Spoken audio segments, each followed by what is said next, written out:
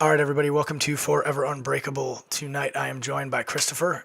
Christopher is a man who uh, he works with my wife, but I got to read his story online that the Press Gazette featured, talking about the disabilities that he had and suffered with that he's going to tell us all about, and how hard it was, and the things that his mother had to go through as well to make sure that he was given the best opportunity possible.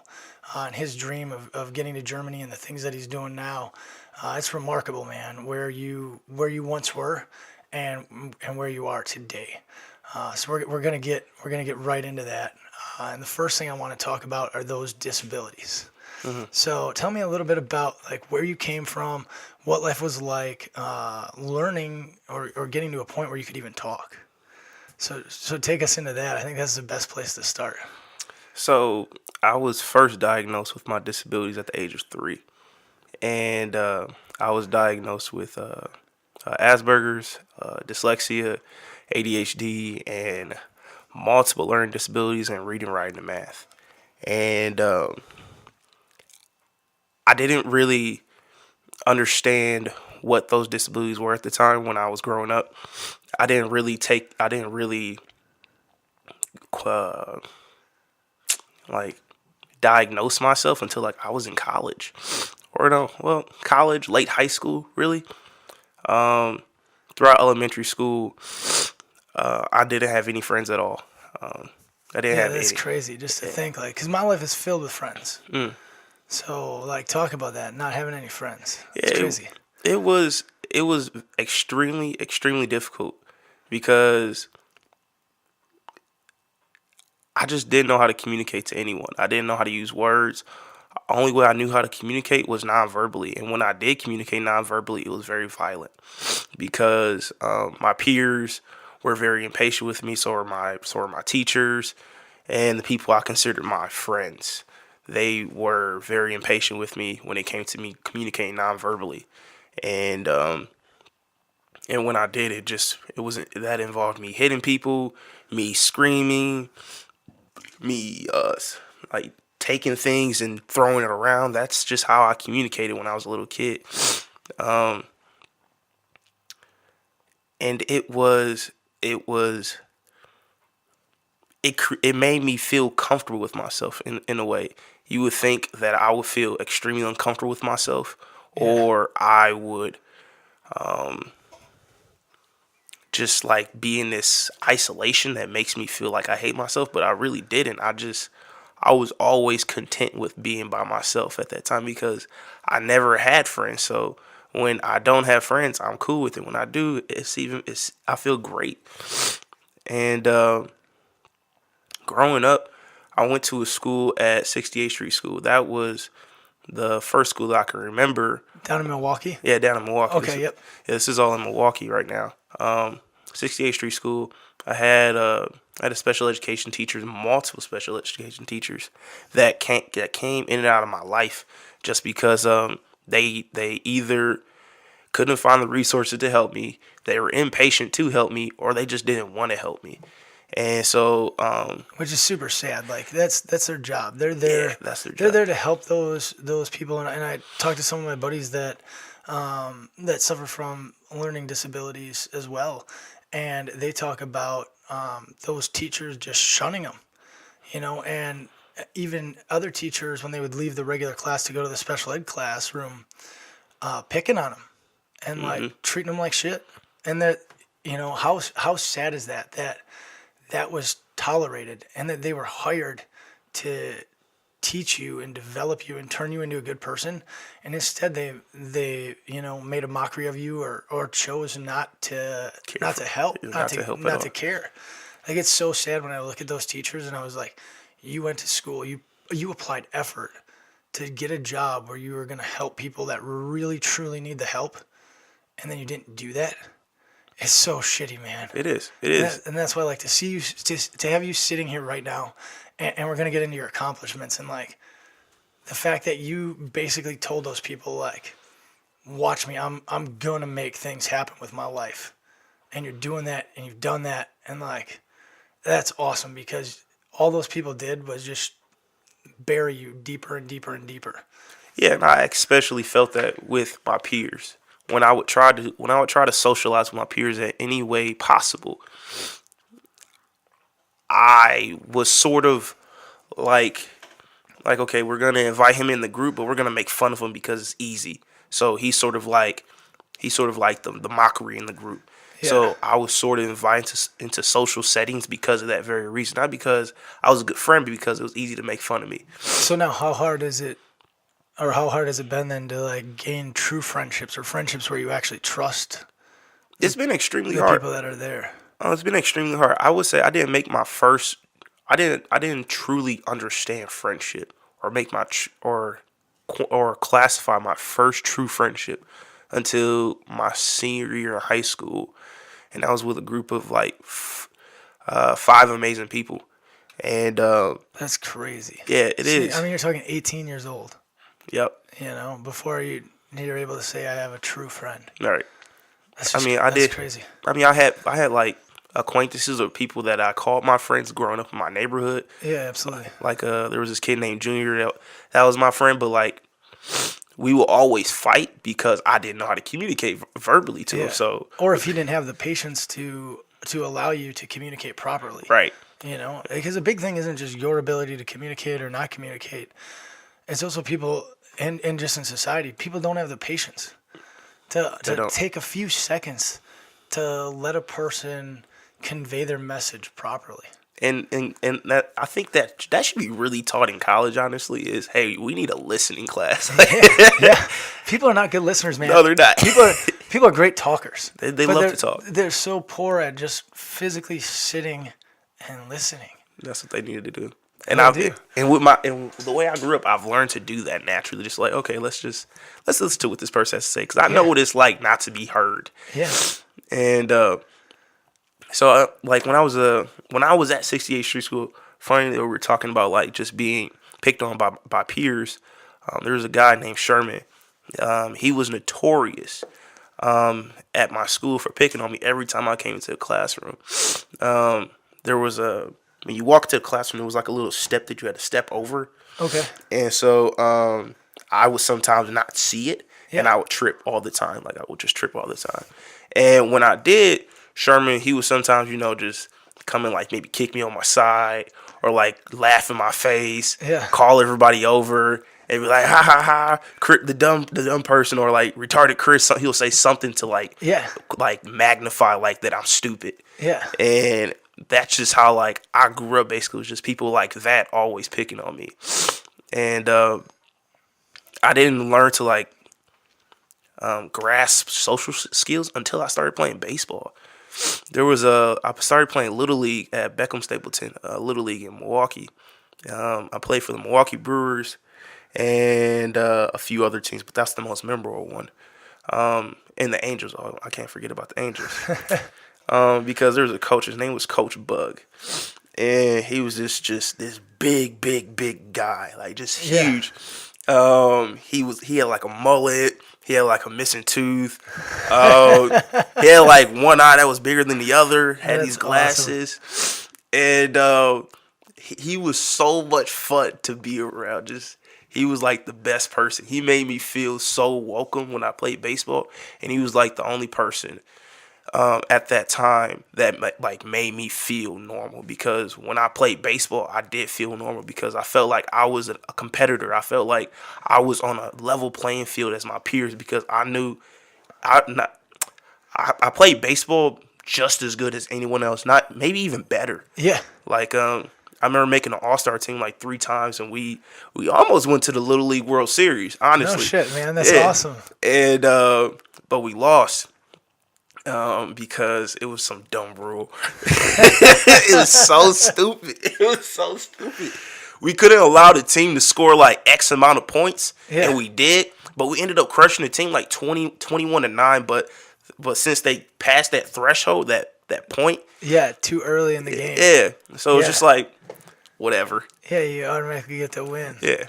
Yeah, I've So seen that happen, and it it's was just, and I'm like, let it play out. Like, let's see what happens, right. because you never know who's gonna win. That's why football's 4 quarters, right? We always one team will lead the whole game, and then at the end, another team will just come out of nowhere. Aaron Rodgers will throw 3 touchdowns and win the game. Right. And it's like, had they have called it early, that doesn't happen. Right. You know, that's why we play 9 innings in baseball. Let's play them. Right. You know, you're gonna find out who wins. Like, I forgot. I think we were playing some team from White. No, we were playing Menominee Falls. That's who we were playing, and they scored like 9 points. We couldn't allow them to score. I believe 6 or 7 in one inning or something like that. Yeah. Like in total, or all the innings. Yeah. So, yeah, I love baseball. Baseball was like the sport that like tunneled me into like the social life and helped me develop my social skills. I learned how to like communicate non-verbally even better. I learned how to like work better in a team. I learned all the basic essentials that anyone should have when they're trying to communicate socially. Yeah. And baseball did that for me.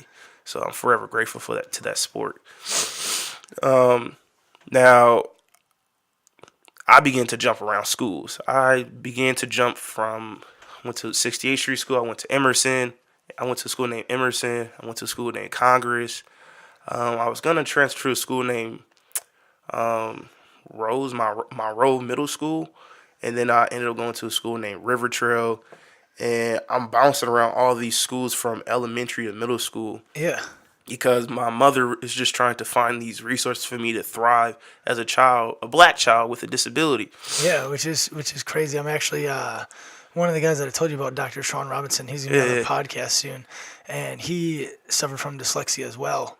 I know Sean. Yeah, and so he's done a ton of research.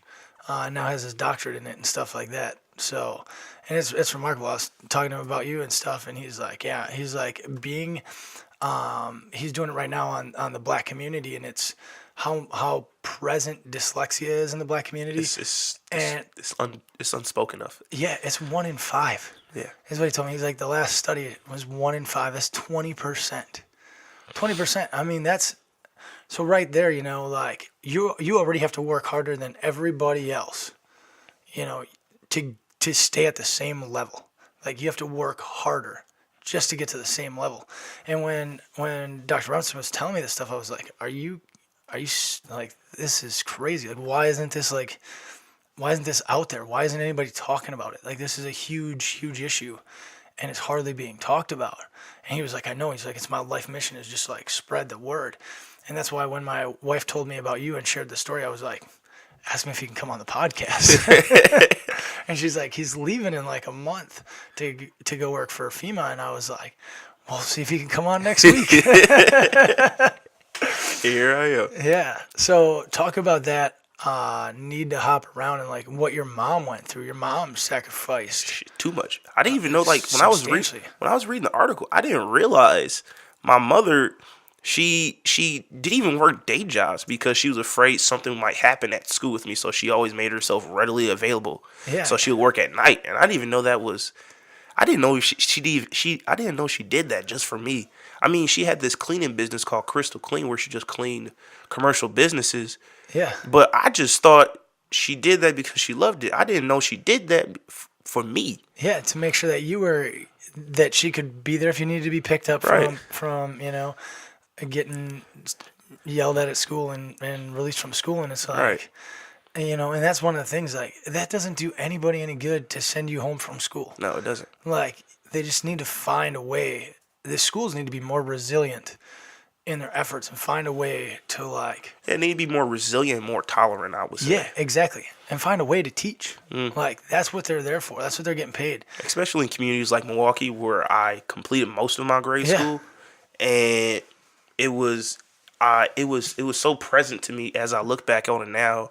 I mean, at the time, I wasn't able to reflect on it, but now that I can, it was so present now that people like me that are black and do have disabilities, Yep. we are cast to the side. It is so taboo in the black community to have a disability because it's like that's only for white people. White people only get disability. And it's like, yeah, no, that everyone's everyone's affected. human. It's human. It is human. Everybody suffers from everything, man. Especially when you watch when you watch certain movies or films or any kind of Yeah. film or even go in the black community, you see someone that probably has a disability, but their needs are not being addressed. And it's most likely because that community or their parents or whoever believes that is not what it is, because it is not possible for that child that is black to not get Yeah. disability. People are afraid to admit it. Yeah, they are. That's what, even when we were talking with the episode that you just watched, episode 7 with Nick, where he had schizophrenia and didn't admit it for years. And he knew it. He's like, I knew what I had, but it's that whole stigma of, you're going to be looked down upon. You can't have this, or my kid is going to be looked down upon. My kid doesn't have that. I don't want to believe that my child has this. And I believe that was Instead of going and getting help, or, the teachers being like, I don't want to help. I don't want to believe that you have this, even though we know. And it's like, drop the BS. Right. Like, here's what the issue is. right. Now that we know what the issue is, let's work on fixing it. And I mean, you did just that. You went and got a college degree. Like, that's knowing the issue and going and fixing it. I think much of that much of that must be granted to my mother, because I feel like she didn't want to. I bet those same thoughts were going through her head. Like, if I classify my son or put this onto my son's shoulder that he has a disability, and yet he might have to go through school and face all these things. Yeah. And I believe she had to have the faith in me, knowing she had to have faith in me to know that I will overcome what's ahead. Yeah. Because she could have just said, well, screw it. I'm not gonna let my son get labeled with having ADHD, dyslexia, or learning disabilities. I'm just gonna push him through school, and he will never know what he has, but he's gonna struggle. And I'm so grateful that my mother was like, hey, Chris, we're going to get the help that you need, get these diagnoses so that you can get those assistive and resources that you need to thrive and get you where you are now. And she made sure of it, and that's awesome. And that's what like one of the things that I want with this platform is that people hear this, and they become not afraid to go get the help that is needed. It's very important. Either get it for themselves, get it for their family members, their friends, anything. Because that's the only way you can get fixed. That's it. If you went through school that same way, you were still at 60th Street down in Milwaukee, going to school, you probably wouldn't be here today. I wouldn't say not get fixed, but like just living with what you have, living with what you exactly. have. Yeah. Like accepting what you have and working with it, and you have to do that. And I think that is so important, and that's awesome that what your mom did. Like, I mean, it's remarkable. Like, it's crazy. Working only night jobs to make sure that she was there for all that, being willing to move around and find new schools and different programs that could help getting you in baseball and all this stuff, and like letting you be involved. And I know when you moved up here, reading the story, like at one point you lived in a homeless shelter. Yeah, I was homeless for about just over a year, like literally just over a year. At what age? Like I was about 16, 15. Okay, so in high school, homeless in high school, Yeah, about 16. suffering with these disabilities, that makes life even harder to go out and achieve. Actually, I think I moved here when I was, no, that's too old. I was about 12 or 13. Cause remember when I moved here, I just turned 13. So it was about one of those ages. So yeah, that was a difficult time too. Yeah, talk about that once. Like moving up here, you obviously don't have friends when you move up here because you don't know anybody. Nope. So what was that like going to school up here from Milwaukee? Because you were in Milwaukee where education they weren't helping you. Nope. And then you come up here where you don't have any friends, new school district, all new teachers, and now you're struggling with, living homeless and all this stuff. Like, talk about that time and what that transition was like. Yeah, we just moved from Milwaukee, and my mom, we stayed with a best friend of mine's. Well, not a best friend of mine's, but a best friend of my mom's. We lived in her basement for like a short period of time. I'll say like about a month or two we lived there.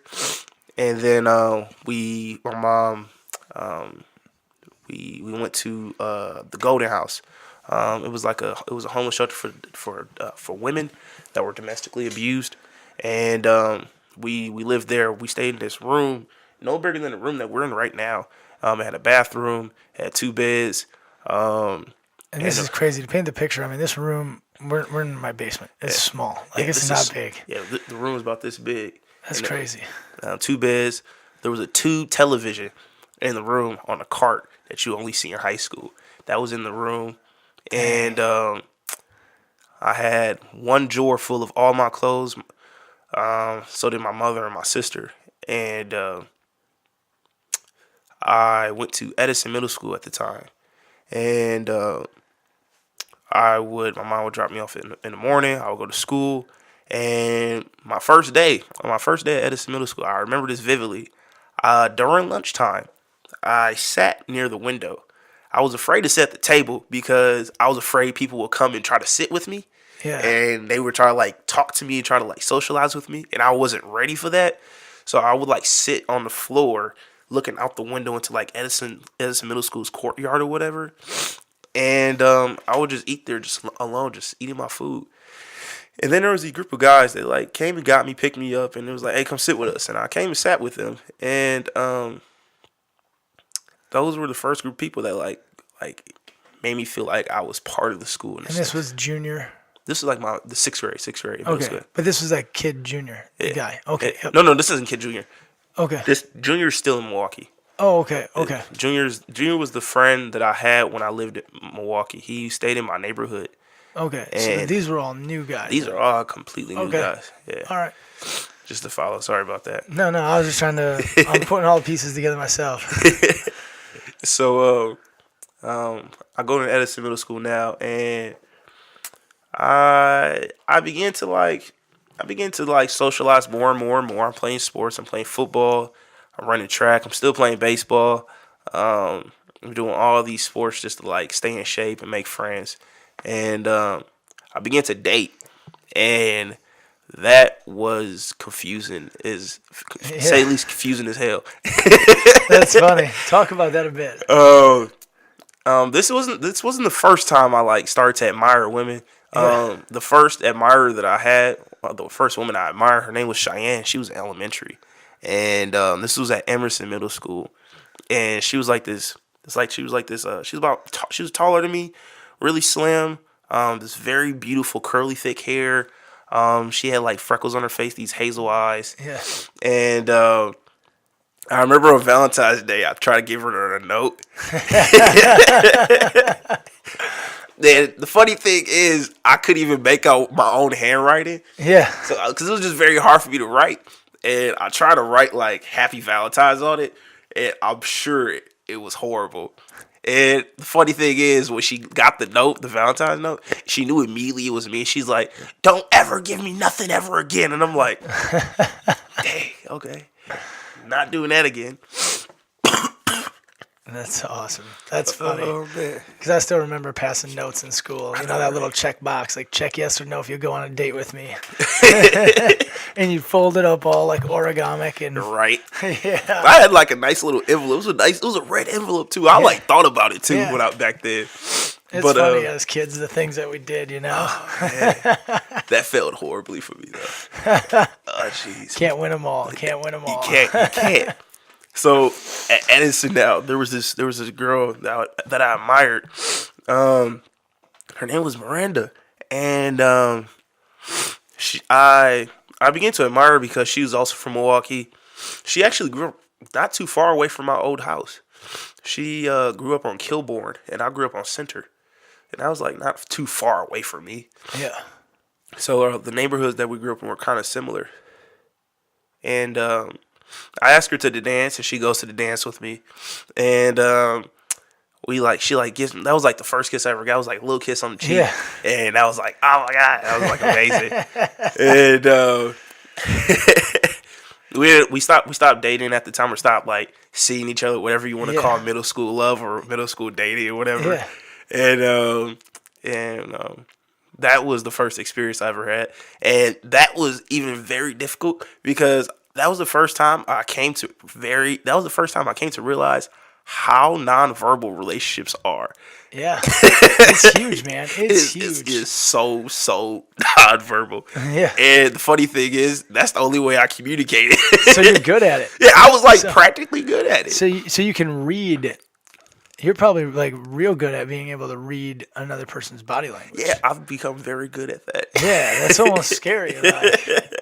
I know when to back off. I'm like, oh, okay. I Yeah. know when like, okay, you need to Yeah. do this. Like, Yeah, because that's unthought reactions. It Our is. body language is very like unconditioned reactions. So like you're not not unconditioned, unconscious reactions. Like you're not thinking about it.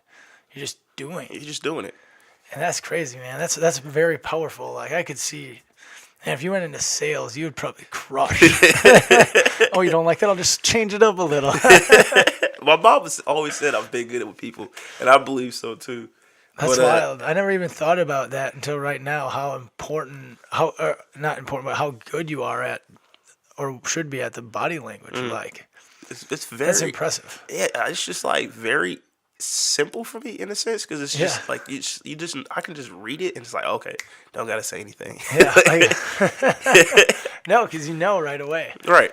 That's wild. Yeah. So that's gonna make it. That probably made it tough on her in a sense, or more difficult on her because right away, if she was like didn't like something, and then if you change your tune on it right away, like oh we don't have to do that. It'll just throw her off like, how do you know that? Yeah. I'm like, what in the shit? Are you a mind reader?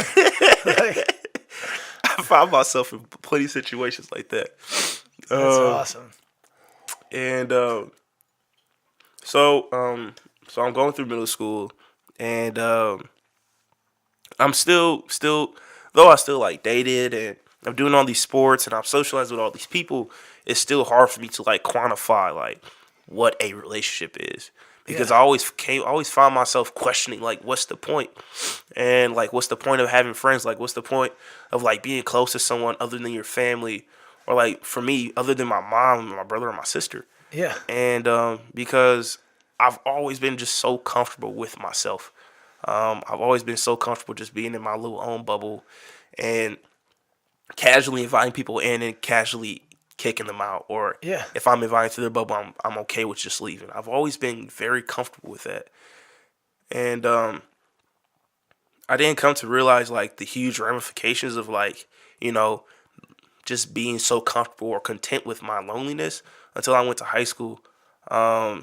Because then I just started to experience like unsurmountable anxiety when it came to me just like being by myself.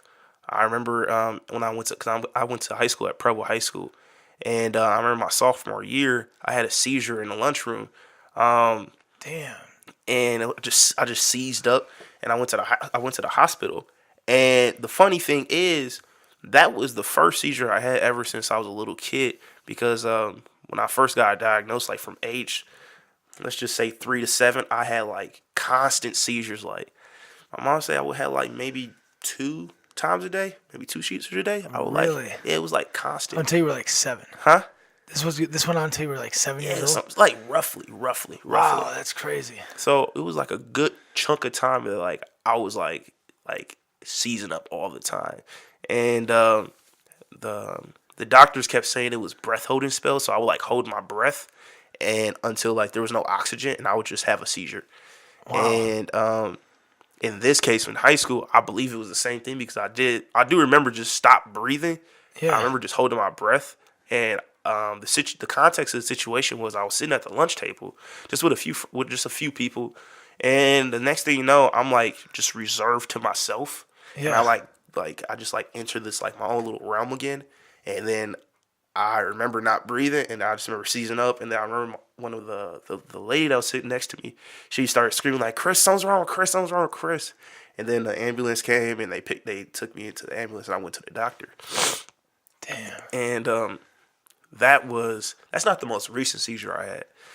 And the most recent one I had was in Germany when I like first got there because I was so anxious and all that. Yeah. And I kind of expected that to happen. I kind of anticipated it to happen.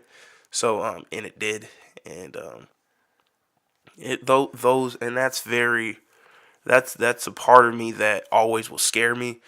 I have to make sure I remain calm in like a lot of situations when I need to remain calm. Yeah. So I don't have like a little episode like that. Yeah, that's crazy. I mean, like you could just have one right now. Yeah.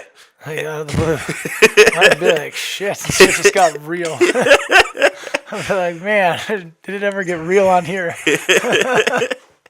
So I'm like, I've always remained calm. I'm very good at it. And That's a huge quality. yeah, it is. It Like, really a is. huge quality. And and something that you obviously didn't have as a kid, probably when you were, acting out with the aggression and stuff. But at that age, it's hard to focus on or know that you just need to be calm and right. focus on that, which probably led to a lot of those seizures. So it's cool that it's awesome that you've gained the ability to kind of control yourself and be calm. That's a gift. Yeah, it is. Like, a lot of people I don't think can do that. I think a lot of people can't. I find when I see someone like just anxious and just like worried, it kind of like it just like, okay, what's going on? Like, Yeah, yeah. I've always been the kind of person that like ask question first and talk later. Yeah. I've always been a person that like observes everything before I ask a single question. And it's like sort of a pet peeve when people like ask questions without observing first. It like really irritates me. Yeah, because people ask questions without thinking. It's like, and that's where that quote comes from. Like, did you think before you said that? Right. Like, straight up. Like, did you think Did you? before you said that? That irks me so much. Yeah. That's funny. It really is. It is. It is. Yeah, in middle school, I piloted a lot of things such as like relationships, doing all these sports, and like just inserting myself into like social settings and all that. Now, come high school, I'm going to Preble. This is where I begin to acknowledge my dyslexia. I acknowledged my Asperger's at a very young age, and I knew how bad of a communicator I was and how bad it was for me to socialize verbally. But come high school, that's when I began to acknowledge like how bad of a writer I am. Yeah. Like, it was so bad. Like, I was writing like at an elementary like level in high school. It was so horrible. Not even that, just like my reading too. And it was so bad. And I ended up doing this program called Reading Connections with a lady called, I think, it was Mary Bowers. And I began to learn to read and write phonetically. And what that is like you say what the letter actually sounds like. Yeah. And then you learn how to say that letter in different ways, because like A can be E, A can be A can be ah. It doesn't have to be A. A can be like so many different sounds. Just like E can be like I, E, Yeah. A. Like it's so like like English is so freaking hard. People don't even realize it. Yeah. Like, it's not a phonetic language at Dude, all. and you had to learn it with that disability. Yeah. Like, learning it that way, which obviously I think the way that you learned it and the amount of time you put in helped you with going to Germany. It did. And being able to pick up on that stuff. It did. And talk about like that level of like, because having to learn that way and your dream being, since how old were you when you made the dream of going to Germany? It was when I first got that mat. Yeah. I mean, you were a little kid. I was a you little couldn't kid. even talk at the time. Like, I was and like, you said, I'm going to go to Germany, and you did that. Right. You made that happen. I did. Like, and you were there for what, 8 months or something? I was like there for like 7 months. Yeah. Like, speaking chunks of the language and just awesome. Yeah, it was like scary because, like, I mean, English, there's like 26 letters in the English language, all right? Am I right? Yeah, 26. And though there's only 26 letters in English, there are 44 different sounds. It's like, what? That's crazy. I did not know that. Yeah, it's crazy. Yeah. And so I had to practically learn English, or not learn it, but practically learn it like in depth in high school, like learn what each letter sounds like, how to write each word. Because when I remember doing like a writing sample in high school, I was writing as if I was texting. Like, I would write like little short snippets. I'll be like, I'll spell what W-A-T. I'll like write like that as if I was texting. And I had to learn how to write English properly and how to read English at a high school or at the level I should read English. Yeah, and you were, because I think I read in the article that you were like reading at a second grade level in like freshman year of high school, so 8th grade. I was. So like from that point, because you graduated reading at like a 10th grade level. Yep. So in like 3 years, you made up all this ground that it takes people. I mean, that 2nd to 10th grade, that's 8 years. That's 8 years I had to recover in 3 years. Yeah, and you do that in 3. With a disability. Right. So that's why when people say they can't do something, I'm like, bullshit. Me, Christopher. This guy did it like.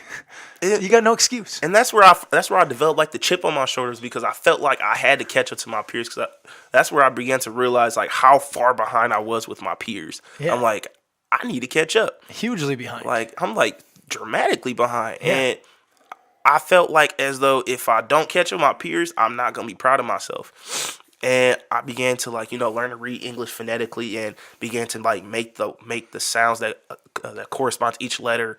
And the method was very tedious. Like, it was extremely tedious. Yeah. It took me like at least like an hour to like do. Not like an hour, but maybe like 30 minutes, 45 minutes just to do like one word.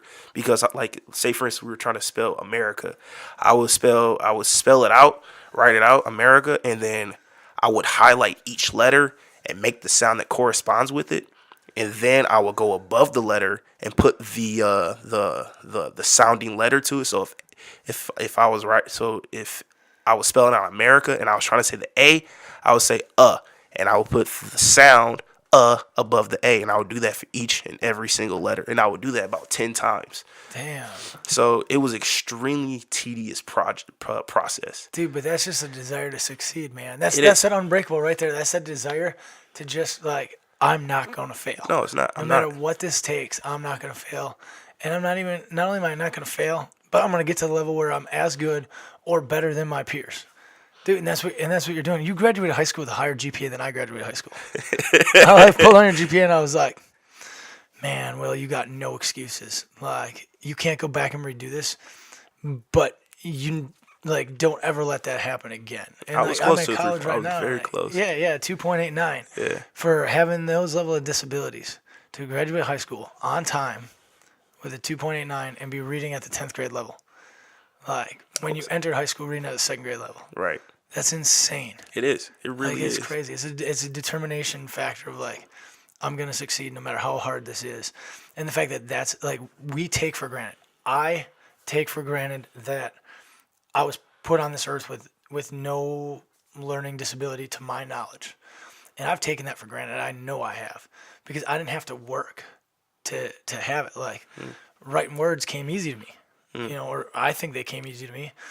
And so like when I hear stories about that, or like talking with Sean, and like, I'm like, man, like how did you get to here? Like, I wasn't as a kid, because people look at me now as a very determined person who's out doing big things. Mm-hmm. As a kid, I was a quitter. I was the first one to raise my hand and quit when things got tough. And like, that's why my GPA was poor in high school. I didn't put in any effort, like no effort. I did what came natural to me, easy. I went and took the test and passed, and I took all of that for granted. I could be so much further along in life had I have done what you did, put in that hard work. Like, I would be so much further ahead in life, because you had to put in all that hard work just to keep up with people like me that naturally had the ability to read and write at the age and level that I was at. Mm-hmm. Like, it's crazy, man. I'm super proud of you, and I'm proud of everybody like you that has gone out and done that, who has gone and suffered with disabilities, whether it be in a school like in the Green Bay system, where there was people who actually had the tools and resources to help and to get you on your way, provide you those resources. Yeah, I'm very fortunate to the Green Bay public school system. I'm extremely fortunate too. And that's what people got to realize. Like, even in Milwaukee, you can go and push. You just got to find the resources. And it's hard. And it's more even if you're hard. coming from my situation. Yeah, it's more hard, but it's possible. Mm-hmm. And you're the example. You're an example that it is possible, and I'm proud of you and everybody that is like you that suffers with those learning disabilities. Right. And went out and got themselves somewhere. My buddy Justin, that I run with all the time, him and I just signed up to run 100 miles. He suffered with a learning disability and is graduating college as well. Geez. So, and I mean, he's 34 now, 33. But he's stuck after it, and he's getting it finally. That's persistence right there. That's exactly what it is, man. And he's one of the guys, when we were talking earlier about getting shunned and picked on when he had to leave the classroom. And, like, it's just crazy to see. And it makes me so proud to see guys like you, guys like him, be successful. Like, you went out and did that. Nobody did it for you. You went out and did it yourself. Like, and that's awesome. Pumps me up, man. I'm jacked right now. I remember, like, when I was in high school, when I was learning to write, Because when I would write, it's very hard for me still to this day when I'm writing in print. I have to literally think about every letter I'm writing. Yeah. And that's why I write so slow when I'm writing in print, because I have to like think about it, and I have to like make the sounds that correspond to each letter, so I make sure I don't write a C instead of a K when I'm writing cat, you know? Yeah, no, exactly. I got to make sure I write a C and not a K.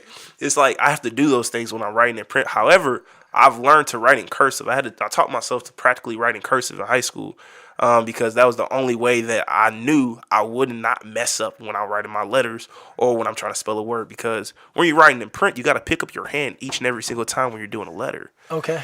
But when you're writing in cursive, it's just one fluid motion. It all just flows. It just all flows, and it's impossible to mess up when you're writing a word. So I learned to write in cursive to combat that when I'm just writing in general. Yeah, and I still can't write in cursive. I'm horrible at cursive. Oh, geez. Horrible. They don't teach you no more. Plague. No, and I avoid it like the plague, man. Like, if you asked me to write, I could probably do my first and last name. I know I could. I don't know even if I could do my last name in cursive. Jeez. Yeah. They need to teach that more. They do, man. It's perishable skills, right? It's just like even basic math. Like, they don't teach the basic math stuff anymore, and it's like that's what we use every day. if the cash register broke at let's say Kohl's, right? I don't know that the attendant there, the cashier, could actually make me change without their computer system. Like, people just don't learn. That's a fear. That's a dependency we build upon it. Yeah, we're so dependent on this. Like, without the phone, like, it is insane, because I don't even do quick math in my head anymore. I still pull my calculator out to do something that I know that I can do in my head. But it's just like, I doubt myself for it. It's just like, exactly. You know? It's crazy, and I wish that the school system would still teach some of those perishable skills, like, that are important, you know, as you progress in life. Like those simple life skills. Yeah, super simple life skills, man. I remember actually taking a life skills class. I just completely missed. Yeah. Like, and then they need more of that, you know, and that's like what we talked about. That listening is another life skill that people need to work on. Like, we all in society need to be better listeners. We're just not. I don't know why. It's very frustrating when you meet people that need those listening skills, such as like maybe a politician. Oh, they need it the worst. Oh my God, they need it the worst. And it's like we're communicating to you as your constituents what we need. Exactly. But you're not listening. Yeah. Fact. It's 100%. So I want to talk to you about a couple of things here before we wrap this up. One that I want to talk to you about is going back to Germany. One of the things I read is that you want to go back to Germany someday for grad school, man. I want to go back. I fell in love with the place. That place built me. That place broke me down and built me like the hell back up. It really did. Like, I went there like achieving a dream that I had since I was a little kid. I walk into my hostel in Frankfurt. I go out to the balcony and I just scream my lung off. And I screamed so hard I almost fainted and fell off the balcony. I swear to God I did. I like held onto the rail. I was like, oh shit, I almost fell. That's awesome. That's so awesome though. And I get to after I leave, like, cause I'm still not in the city in which I'm studying in. I'm in Frankfurt. Yeah. The city I'm studying in is Marburg, and that's an hour north. So like, come the next day, I go to the city, Marburg. I get to my dorm, and I put my stuff down. I'm looking around, and I'm just like, I sit on my bed, and that's when I just like fainted, and I remember sitting on my bed. Next thing you know, I'm on the floor, my face on the ground. I'm like, what just happened? Like, it was just, I like literally fainted in that moment. Like, my breath was taken away from me because I was so amazed at like what I accomplished there. And then reality set in. Like you talked about before, like how I had to literally relearn a language when I just learned a language. Like, you know, yeah. like yeah, because you just learned. Like, I literally just practically learned English. Yeah. And I'm in a country where I don't understand the culture, where I don't understand the language, and no one in my family has ever done this. So I'm like freaking like the hell out right now. And so I remember sitting in my dorm for like a few days just crying like on end and like just not social. I never left my dorm.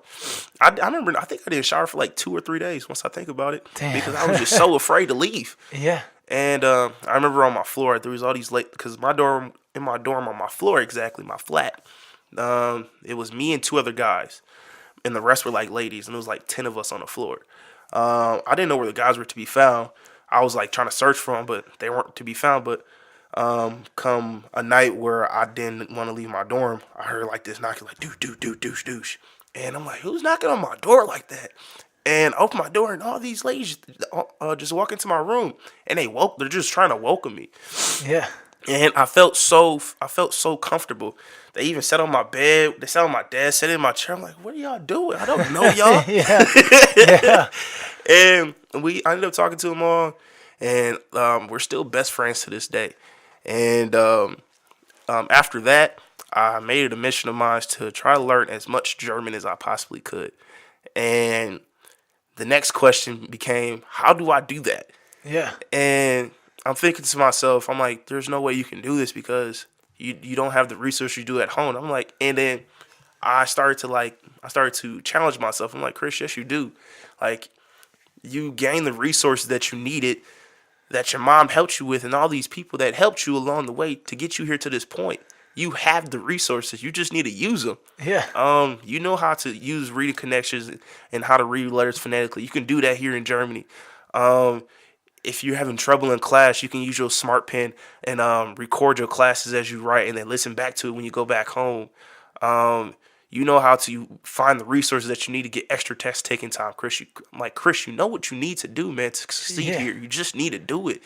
And That's huge. That's super powerful. Like, think about that. All the resources are there. We all have them. We Like, do. All the resources are there. You just got to use them. You do. You got to want to use them, and then you got to go out and use them. Exactly. And I think that's so powerful. I force myself. I'll literally sit down in my room every night using that same tedious method of learning the language. Write each letter out, highlight it, and I became so good at the language. I was practically speaking it very, very good when I needed to. But most of my peers on my floor want to speak English because I spoke English and just made it easier for everyone. Yeah. But it kind of frustrated me at times. I want to speak German, but they wanted to speak English. But I learned to speak the language practically. I integrated myself very well into the culture and so forth. And so, I mean, I would find myself when someone wanted to hang out with me at night, go out to the pub or go out to a club. I was like, I'm learning German right now, so leave me alone. So I was that kind of person when I was over in Germany. I was so proud of myself.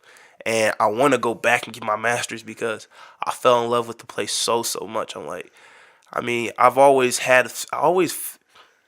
growing up and now even, I've always felt like there was a place that wants me, or there's a place that will nurture me into the person I need to be, and a place where I will feel even feel bigger belonging to. And I felt that when I was in Germany. I felt that when I was in Europe, for that matter, wherever I traveled to. When I traveled to Austria or Budapest and Hungary or northern Germany, southern Germany, eastern Germany, I felt this vast presence telling me, saying, Chris, you need to stay here. And you need to, because this is what you need in your life. There are resources here for you, Chris, where you can become the person that you need to be. And one day, if you want to have a family, Chris, you will have the things that you need here. Yeah. I felt that in me when I was there. That's so powerful. Yeah. Like, I just can't. I'm picturing, right, and like, I wrote down the list of your disabilities here, from like language disorder to ADHD, Asperger's to dyslexia, like the whole gamut. You speak 2 languages. You got a almost. Yeah, almost 2 languages. You got a high school 2 languages well enough to get around in both countries, no problem. Right. That's 2 languages to me. Almost. Yeah. You know, and so you graduated high school, graduated college, looking at going to get your master's. You now are doing a 10-month contract, from what I understand, from what my wife said, with FEMA. Yeah. Like, I mean, you done it, man. You did it. All these people that didn't want to help you, like, look at you now. You know, I hope they watch this and they just look at you and be like, man, I'm never gonna make that mistake with another student. Yeah, another human being. That's the inspiration that I hope this platform builds. Dude, same, man. Just not inspire like the people that are me, but inspire the people that have the ability to fix it. Right. To help me. Those people shit on you. Like, plain and simple, they straight shit on you. They did. And now you stand here like, hey, if you would have helped me, I could be this much more. I could be this much further along. You never had to fall back. Nope. Like they could have had you reading at a 10th grade level in 10th grade. And I grew to despise like education. Like throughout high school and even middle school, I just grew to despise it because I just couldn't learn. I learned differently, and when I was learning, people didn't want to help me, and I didn't develop a passion for learning until I started traveling. Like that's where I like developed like Chris. I really love learning because every place that I traveled to, I grew more fond of education more and more and more and more and more, and I never knew that I would want to get my master's. And now I'm like, damn, I want to get my master's. Yeah. Who knew? Like, if I was talking to myself, if I'm talking to my 12-year-old self right now, I would tell him like, yo, you gonna get your master's. He gonna look at me and be like, what? We ain't even gonna You graduate. crazy? We ain't even gonna graduate. We can't even stay in a school. Right. You know? It's like, what you talking about? Like, trust me, yo, you go get your master's. Yeah. And it's like, it blows my mind every time I think about that because I used to hate going to school. I used to hate education. And now I want to go even further. Yeah. And I'm choosing to. Yeah. Dude, and education ain't free. It's not. No, it's not. So, I mean, you're going out there and putting your own money out there, knowing that you're going to have to work way harder than everybody else. Like, it's big, man. That's huge. It is. And when, the cool thing about Germany, it's tuition free, but there's still going to be a huge chunk of expenses coming out of my pocket. Yeah. And not only that, I have to learn to integrate myself again. Yeah. And they're just that, and those are just like just the beginning of the challenges. And I noticed throughout my whole entire educational career, international students, there's such a huge gap between Americans and the rest of the world when it comes to education. Dude, there is, man, a huge gap. I find myself like so behind in certain subjects when I'm like communicating to other like international students. I'm like, yo, this is insane. Why do I feel so behind in this subject? Yeah. When we're in the same grade or we're in the same point of our lives. Yeah, we're both, let's say, 25 years old, right? Like, it's like there shouldn't be a huge gap. There shouldn't be. They're just taught that much more. Yeah, and that's one of the many reasons why I'm stimulated to go to Europe and get my master's, because I want to be on par with the people that are ahead. Yeah. Because if I feel as though if I stay here in the States and get my master's, I'm going to feel so behind. Like world leaders, man. Yeah. It's that world leadership, right? Like, Right. Go to the best. If the resource is out there, take the best resource you can. Right. And if that's the best resource for the program you want to be in, and you can get in, then that's where you need to go. And that's what I tell people. I'm like, go be the best. Like, the only person stopping you from being the best is yourself. Right. That is it. Plain and simple. And I feel like I've always relied on my energy. Like, Chris, it's all about you. Like, it's all up to you. No one's going to, like, give it to you. You have to go out there and get it if you really want to get it. People will encourage you. People will try to wave whatever you want in your face. But you have to put your hand out there and get it. Yeah, and that's all it takes. And you did that. You are a prime example of that. 110%. Like, it's exactly what you did. Right. It was there, and you went out and got it. Right. And you're continuing to do that, which is awesome. So we're going to talk about two things. I think we pretty much covered one. I'm assuming your what's next is getting your master's degree. Yeah. Well, the immediate next thing is to go to FEMA. That's the That's first gonna be and cool. foremost. How excited are you about that? That's got to be super cool. That is going to be like super, super cool because the program I already know is going to be emotionally exhausting because I'm helping people that are already insecure after like natural disasters. Yeah. So I'm going to have to be like helping them in like a large capacity, especially an emotional capacity. And that's going to be a challenge of its own. Dude, it's going to be huge. I got the opportunity to go down to Florida after the hurricane, Hurricane Irma or whatever.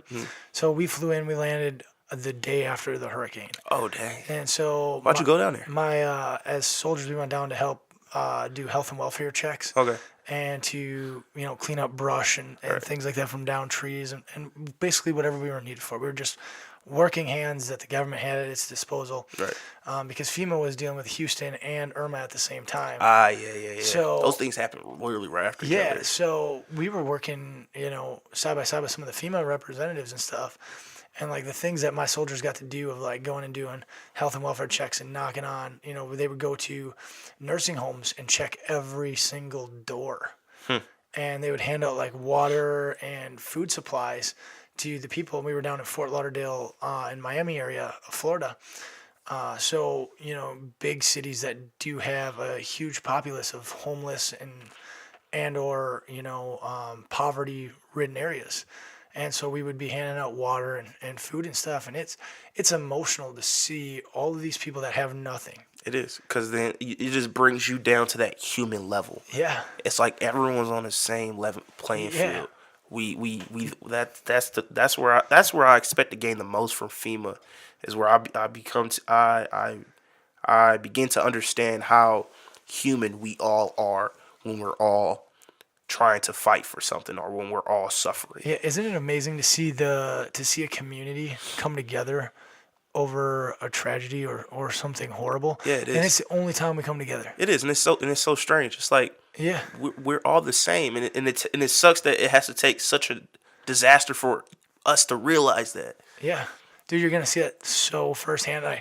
I was telling the wife, I was like, I want to get him on now before he goes, and then when you come back from this, I want to bring you back on here.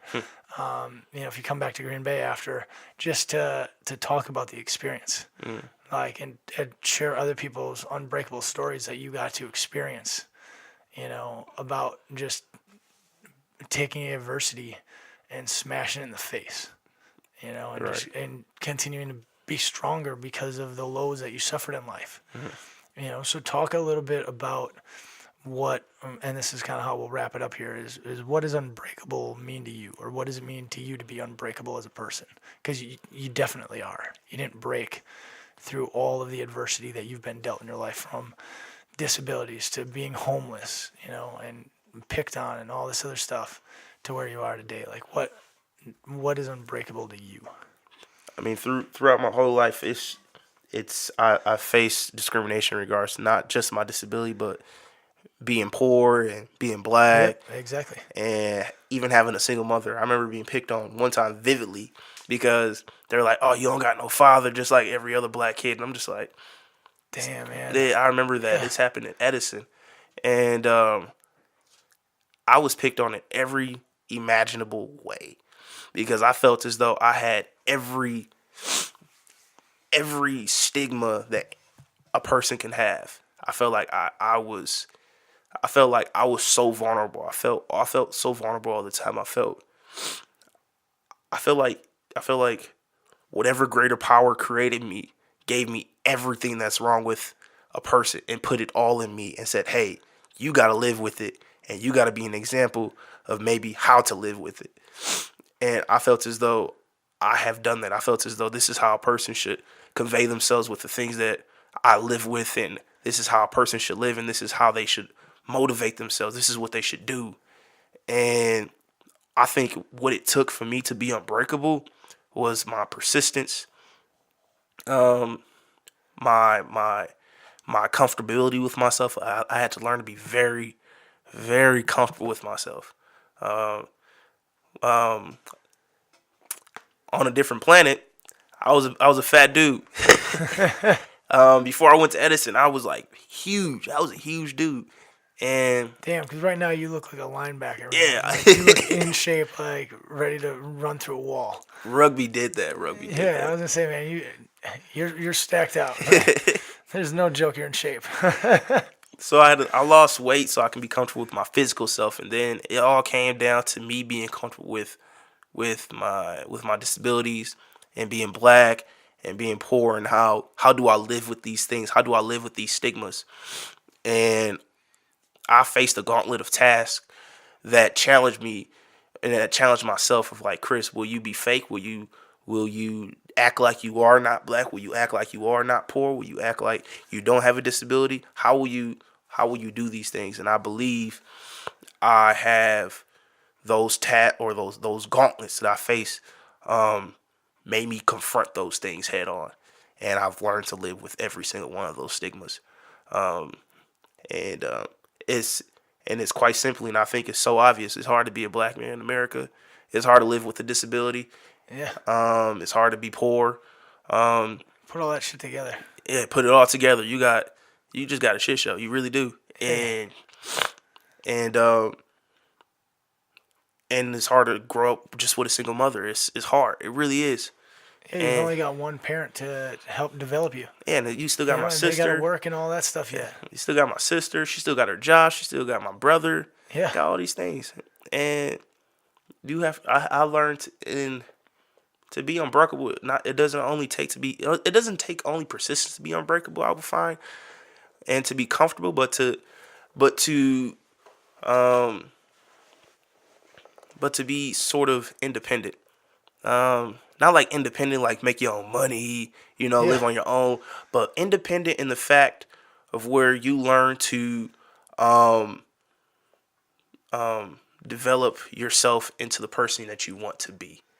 Because sometimes we're often influenced by like Instagram, Facebook, our peers, our mothers, our fathers, whomever to yeah. like be this person. But it is really up to you to be who you want to be, and it's very, very difficult, and it takes a lot of focus to search within yourself to be the person that you want to be for you, not because someone told you to or how someone influenced you. Yeah, I think that's huge. Yeah. That independent piece of, and I tell this to so many people, myself included. When I give myself pep talks about who I want to be moving forward, and I always tell myself, you can be whoever you want to be. You can. You just got to be that person. You do. And so for me, that was a huge thing. And like me being unbreakable or being a better person and inspiring others was like, that's what I wanted to do. So I had to put things in place and get resources and help to be able to put myself on the path over here towards, being a better person Right. in society, taking the time to actually care about others than the path that I was on, which was all about me and the me show, Mm. and you can change. At any time, you can go whatever path you want. I think it's super important that, like you said, that independence to figure it out yourself and what you want as an individual out of life. And I think when it came to that part of being independent, I found it as though it was sort of easy for me because I didn't have friends. I didn't have peers to influence me. I didn't get my first phone until I was about 14, 15. Yeah, something like that. So I wasn't really in contact with other people. Um, I didn't go on social media that much. So I would say for me, it was a little easy to develop that independence because I learned very, very early to be comfortable with myself. I learned very early that all there is in this world is you, and the only person that you can truly rely on is you, and the only person that can really influence you and push you is you. And I learned that very early, and I still rely on that part of me very heavily now because as I grow older, um, I'm starting to realize that I really do need to be comfortable with myself when I'm making these transitions Yeah. in my life. Like when it comes to like maybe getting my first house or moving to my first apartment or getting my first job or like being away from my family, I need that independence. Yeah.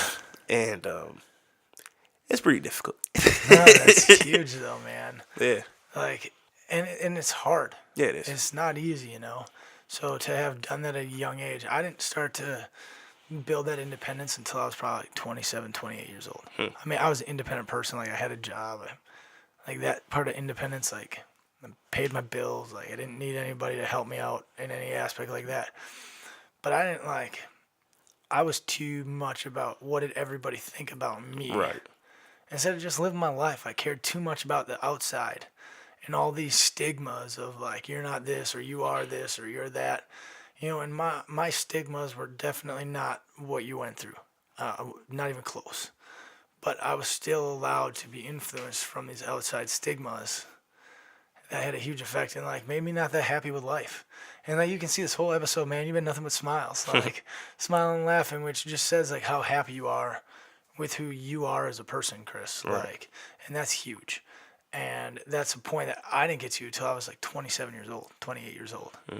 Like where I finally started to be like, start doing things that make you happy Right. for yourself. Right. And it's crazy.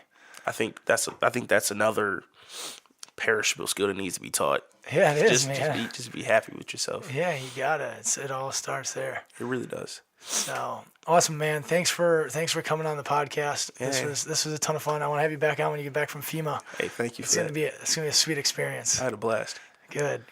All right, everybody. Stay tuned for the coming weeks. Hope you guys enjoyed the episode. Forever Unbreakable. We're out.